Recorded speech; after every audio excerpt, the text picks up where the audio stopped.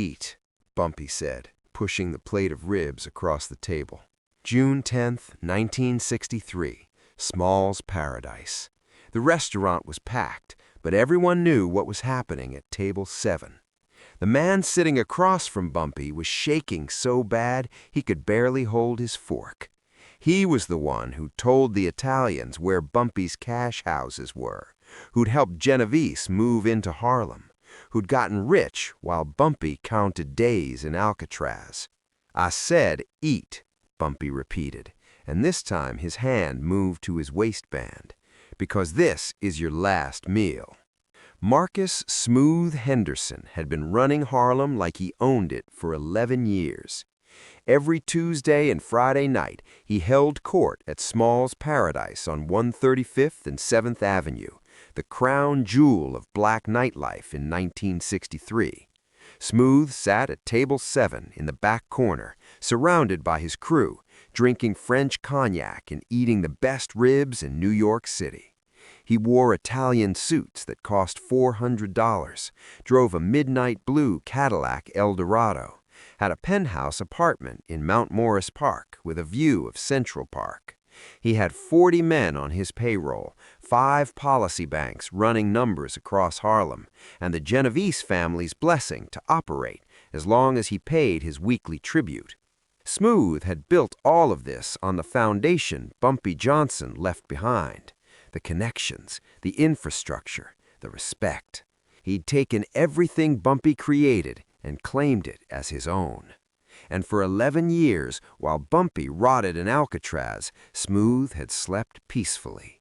Until June 7th, 1963. That was the day Bumpy walked out of Alcatraz carrying everything he owned in a paper bag. 56 years old, gray in his hair now, 11 years older. But his eyes, those eyes still had that cold, calculating stillness that made strong men nervous. Bumpy didn't go home when he arrived in New York, didn't embrace his wife Mamie, didn't stop to rest after the 3-day train ride from San Francisco. He went straight to Junie Bird's apartment on 145th Street. Junie was waiting, 63 now, gray-haired but loyal to his last breath. "Give me names," Bumpy said, not even sitting down. Junie had a list ready. He'd spent 11 years watching, listening, keeping track. He rattled off 15 names, men who'd gotten rich while Bumpy was locked away, men who'd carved up his territory like he was never coming back. But one name made Bumpy's jaw tighten. Marcus Henderson. Smooth had been Bumpy's protege, a sharp young hustler from 118th Street that Bumpy had taken under his wing in 1947. Bumpy taught him the numbers game, showed him how to run policy banks, introduced him to the right people, protected him when Dutch Schultz's old crew came for revenge. When Bumpy got arrested in 1952 for conspiracy, he trusted Smooth to hold things together, take care of the organization, send money to Mamie. For 2 years, Smooth did exactly that. Then the money stopped, the letters stopped, and according to Junie, Smooth had made a deal with Vito Genovese. He'd given up the locations of Bumpy's policy banks, told them which cops were on Bumpy's payroll, revealed where the cash houses were, and in exchange, the Italians let Smooth keep 125th Street for himself. Bumpy had spent 11 years in Alcatraz thinking about that betrayal, 11 years planning what came next. "Where does he eat?" Bumpy asked. "Small's Paradise," Junie said. "Every Friday night, table 7, shows up at 9 o'clock like clockwork." Bumpy looked at his watch. It was Friday, 6 p.m. "Get me a table, right next to his." At 8:45 p.m., Small's Paradise was filling up. The weekend crowd was arriving, hustlers, musicians, working folks spending their paychecks on good food and cold beer. The 3-piece jazz combo was warming up in the corner. Waiters moved between tables carrying trays of fried chicken, collard greens, and cornbread. Bumpy Johnson walked in at 8:50 p.m. He was wearing the same suit he'd worn on the train from California, a charcoal gray number that had seen better days. His shoes were scuffed. He carried no weapon that anyone could see. He looked like a ghost, like something from Harlem's past walking into its present. The restaurant didn't go silent, but conversations shifted. Eyes tracked him as he moved through the crowd. Old-timers recognized him immediately. Younger hustlers who'd only heard the stories whispered to each other, "That's Bumpy Johnson. I thought he was dead. Man got out of Alcatraz 3 days ago." Bumpy walked straight to table 8, right next to table 7. Junie Bird was already sitting there, along with Willie Fish Jackson and Raymond Quick Lewis. 3 old-timers who'd stayed loyal. 3 men who remembered what Harlem was like when Bumpy ran it. Bumpy sat down with his back to the wall, facing the entrance. Old habit. Never sit with your back to the door. At exactly 9 p.m., Marcus "Smooth" Henderson walked in. Smooth was 38 now, dressed in a cream-colored suit with a burgundy tie, diamond rings on 3 fingers, gold watch. He had 4 men with him, bodyguards who looked like they'd never missed a meal. Smooth was laughing about something, holding court, acting like he owned the place. He did own the place, or at least he owned the protection that kept Small's Paradise operating without police raids. Smooth's crew headed for table 7. That's when Smooth saw Bumpy. He stopped mid-step. The blood drained from his face. His bodyguards noticed the change and followed his gaze. When they saw Bumpy Johnson sitting there, calm as Sunday morning, their hands moved toward their waistbands. Bumpy didn't move, didn't react, just looked at Smooth with those cold, empty eyes. "Marcus," Bumpy said quietly. His voice carried across the restaurant. "Come sit with me." It wasn't a request. Smooth's bodyguards tensed. One of them, a thick-necked enforcer named Leon, stepped forward. "Mr. Henderson don't take meetings without—" Junie Bird stood up. He was 63 and looked harmless, but the .45 automatic in his hand looked very serious. "The man said sit down," Junie said softly. Suddenly guns were everywhere. Smooth's 4 bodyguards had their hands inside their jackets. Junie had his .45. Willie Jackson produced a sawed-off shotgun from under the table. Quick Lewis had a revolver pointed at Leon's chest. The restaurant froze. The jazz combo stopped playing. Waiters backed toward the kitchen. Customers dove under tables. But Bumpy Johnson didn't even blink. "Tell your boys to go home, Marcus," Bumpy said. "This conversation is between you and me." Smooth's mouth opened and closed like a fish. His hands were shaking. He looked at his bodyguards, looked at the guns, looked at Bumpy's calm, terrifying face. "Go," Smooth whispered to his crew. "Boss!" Leon started. "I said go!" The bodyguards backed toward the door, hands still on their weapons, eyes locked on Junie's .45. They didn't want to leave, but they also didn't want to die in Small's Paradise on a Friday night. When they were gone, Bumpy gestured to the empty chair across from him. "Sit." Marcus Henderson sat. Bumpy signaled a waiter. The young man approached nervously, avoiding eye contact. "Bring us a plate of ribs," Bumpy said, "the good ones, and 2 glasses of bourbon." The waiter practically ran to the kitchen. The restaurant was dead silent now.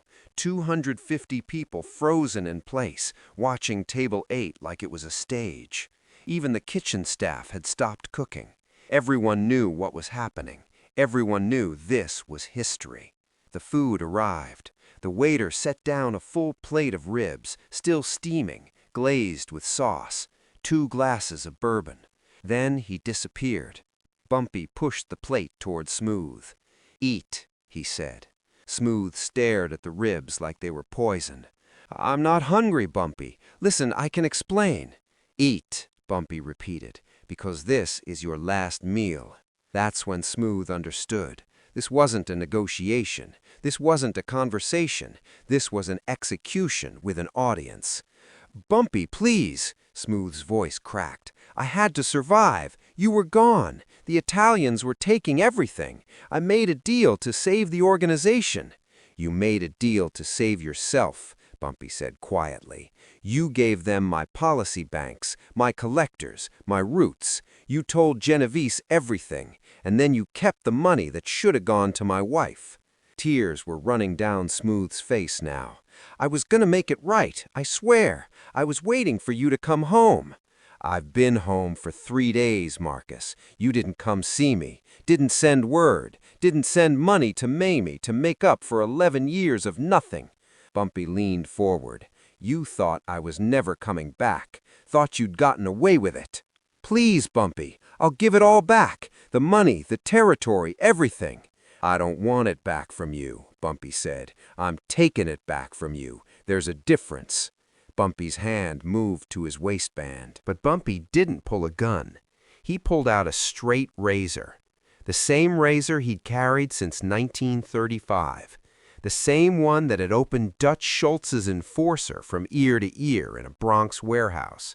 The same blade that had convinced Lucky Luciano to let Bumpy operate independently in Harlem. Bumpy unfolded the razor slowly. The steel caught the light. "You know what the Romans used to do to traitors?" Bumpy asked conversationally. "They'd make them eat their last meal. Then they'd execute them in public. Let everyone see what happens when you betray your emperor." Smooth was hyperventilating now, eyes locked on the razor.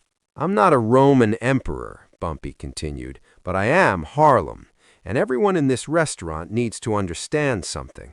He raised his voice so every person in Small's Paradise could hear. "When I went to Alcatraz, some of you forgot who built this, forgot whose streets these are, forgot that respect isn't something you take, it's something you earn." He looked directly at Smooth. "Marcus Henderson forgot, so now Marcus Henderson is going to help me remind everyone." Bumpy stood up.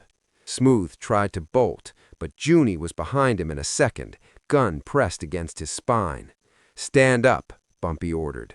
Smooth stood, legs shaking so badly he could barely support himself.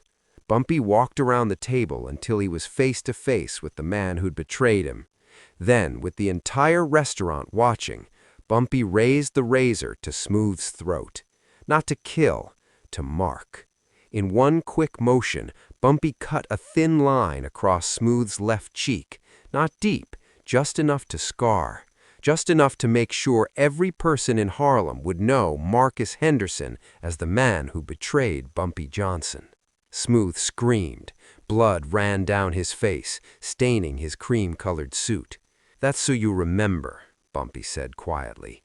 "Every time you look in a mirror, you'll see that scar, and every person who sees you will know what you did." Bumpy folded the razor and put it back in his pocket. "You've got 24 hours to leave Harlem," Bumpy said. "Take whatever you can carry, leave the rest. If I see you after tomorrow night, I won't be this generous." He turned to address the entire restaurant. "The rest of you, Bumpy Johnson is back. The rules are the same as they always were. Pay what you owe. Keep your word. Protect your people. Anyone who wants to test me, you know where to find me." Bumpy Johnson walked out of Small's Paradise at 9:47 p.m. on June 10, 1963. He left Marcus Henderson bleeding at Table 7, left 250 witnesses who would spread the story across Harlem by morning. By sunrise, every hustler, policy banker, and street soldier in Harlem knew the king was back. Marcus "Smooth" Henderson was on a bus to Philadelphia by noon. He never returned.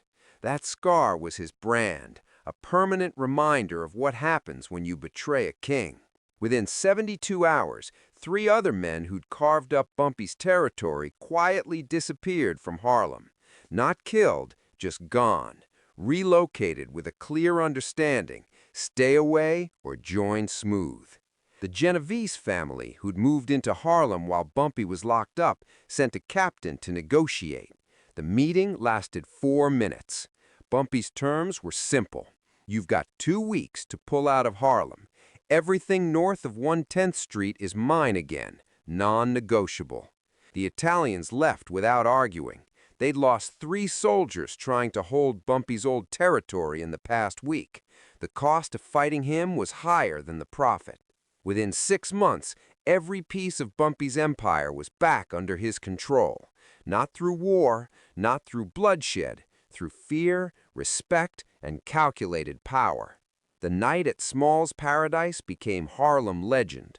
Old-timers still talk about how Bumpy didn't need an army, didn't need speeches. He walked into a restaurant, faced his betrayer, and with 1 razor and 250 witnesses, reminded everyone who really ran Harlem.